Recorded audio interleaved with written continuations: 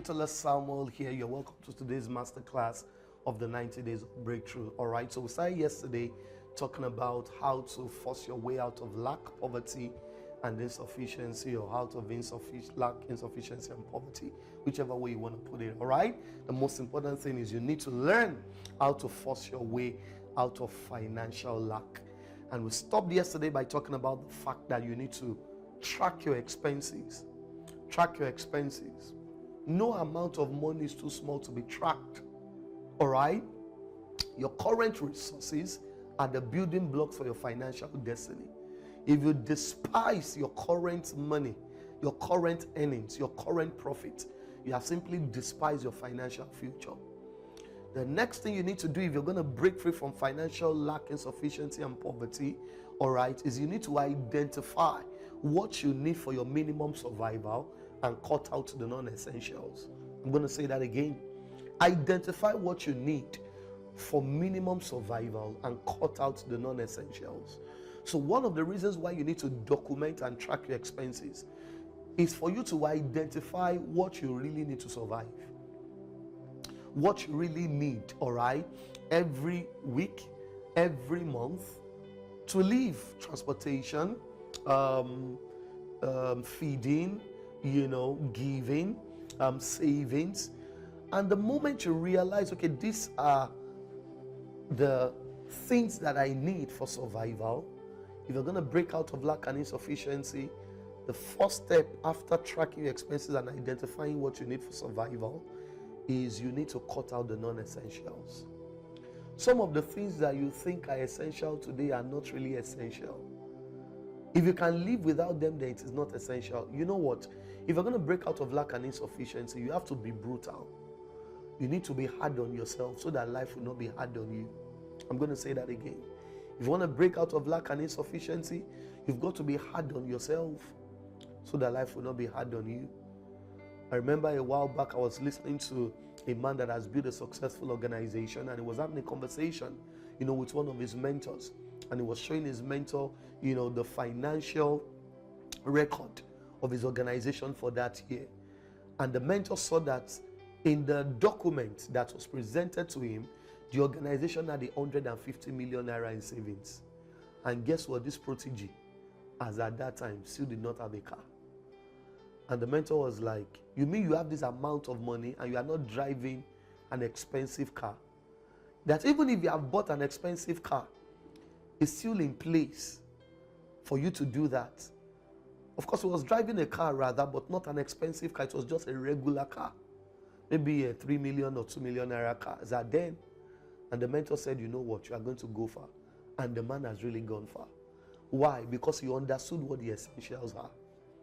And let me tell you this, I know 3 people like that who have built successful organizations in this country who lived like that for so many years. All right? They lived that way. They cut out the non-essentials. And people kept looking at them. He doesn't really have money. Yeah, maybe he has, so he's just pretending. Nah, he doesn't have. But all of a sudden, everything exploded. And people are like, wow. Why were they able to do that? They cut out the non-essentials. They identified what was needed for their survival. Let me tell you this. If you want to live exceptionally tomorrow, you must live exceptionally today. That sounds confusing, right? Let me explain what I mean. If you want to live a different life tomorrow, you must live a different life today. If you want to be able to afford tomorrow what most of your colleagues, friends, and family members will not be able to afford, all right, you must cut out the non-essentials today. You just have to be brutal on yourself. Identify what you need to survive. And whatever it is that is not necessary, cut it out. Cut out the expenditure that makes no sense. Stop trying to prove a point to other people with your expenditure. You want to look fly. You want to look like you are in vogue. You want to buy that clothes because you must go to that party. Who says you have to go to that party? Anyway, if you must go to the party, why can't you wear what you have? Why must you buy every ceremonial uniform? If your friends are not going to accept you if you don't buy their ceremonial uniform, guess what? Good riddance to bad rubbish. Then they are not supposed to be part of your friends because they are not interested in helping you build your financial destiny. And guess what? If you don't do today what you're supposed to do in order to guarantee financial success for yourself tomorrow, it is those same friends that will tell themselves he's a stupid person. He was trying to pretend. She was trying to behave like she had so much when she had nothing. Those same people will be the ones to despise you. If you don't want to be despised tomorrow, be disciplined today. All right? Identify what you need for minimum survival and cut out the non-essentials. I want you to ask yourself these questions. If you want to make healthy purchases and cut out the non-essentials, ask yourself these questions. If no one ever sees this purchase, will I still want it? Many people buy things because they want people to see it. So the first question to an healthy purchase is to always ask yourself, if nobody sees this purchase, do I still want it? Number two, if I don't post it on social media, do I still want it? Some people buy things because of how it will look on the ground. When I post it, when I post like this, and they snap me, it will have like, it will have 10K likes. The day they now post it is the day people are not online. Or maybe somebody is doing wedding somewhere, it's now trending. Nobody now saw the post. You thought it will have 10,000 likes, it now had 10. In fact, the 10, you galvanize all your friends and family members to like it. For you to have the 10 likes. You just paid for poverty. Another question you need to ask is, if it gets ruined, will it affect me? Or how will it affect me? Let me tell you this, when poverty has gripped your soul and you are buying things that you cannot afford, when that thing has a bit of chip or it's ruined, you will explode. You see, when you see some people explode when their things get spoiled, it's not really because of that thing. It's the pain. It's because they realize that, where will I get the money to replace this thing? It's a reaction. They knew the sacrifices they made to get it. They knew it was not, a life essential as it were, but they were trying to prove a point. So it's the reaction. When you see people overreact over things that money got, just pay attention. That is lack and insufficiency. All right? I may be overstretching it, but let me tell you this, these things are true. Will I be fulfilled after making this purchase? Is another question you need to ask yourself. Personally, will I be fulfilled? Also, you need to ask yourself, will this purchase improve my life and make me happy? Not will it make others see me as a successful person, but will it make me happy? You need to ask yourself those questions. The next thing you need to pay attention to, if you're going to force your way out of lack and insufficiency, is you need to save minimum of 2 to 6 months of your essential expenditure. You need to save it and have it somewhere. Why? Emergencies always happen. Nobody prays for an emergency, but they do happen. They do happen. And if you don't have a 2 to 6 months, expenses saved up somewhere, when you will run into an emergency, it can literally throw you back into poverty. And what may happen is you will now have to dip your money into savings and investments that you are using to guarantee your future. You will now be forced to start all over again. Save, save, save, and save. If you make up your mind that you are going to save, guess what? You will save. The reason why some people don't save, still don't save, is because they don't really think it's that necessary. They think that tomorrow I'll do it. The tomorrow that you said yesterday is already today. Tomorrow never exists. Today is all you have. Whatever you are going to do tomorrow, start doing it now. What some people are planning, some of you what you are planning to do next year, you know where you're supposed to start it, start it now. Why are you waiting for January 1st to make those changes?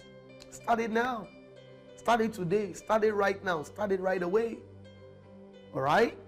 Next thing you need to do is help yourself before you try to help other people. If you're going to break out of poverty, you need to help yourself before. Some of us have what I call savior syndrome. You are still trying to rise out of poverty. You are still trying to climb out of the ditch of poverty your parents have put you in. Yet you are carrying all family members on your back. You will never make it out.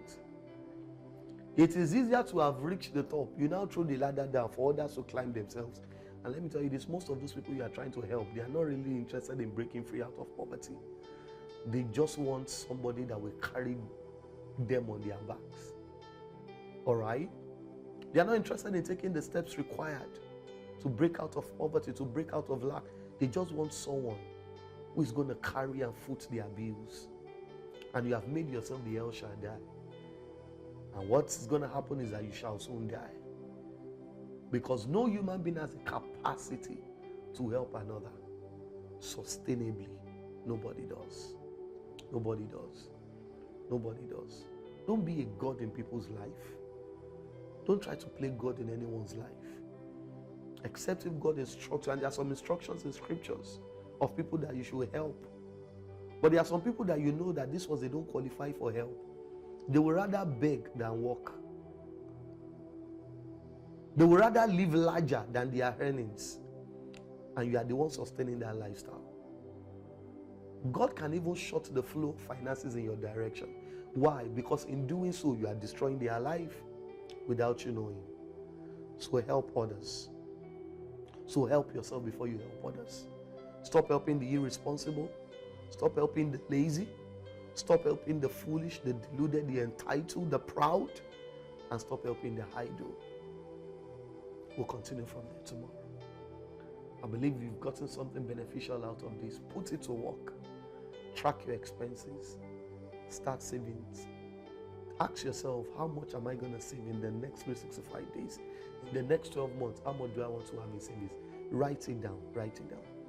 Before you go about the day's work, write it down. How much do I want to have in savings? How much do I want to save? You should already have that picture. You should have that plan by now. All right? Of how much you're going to save in the next 1 year.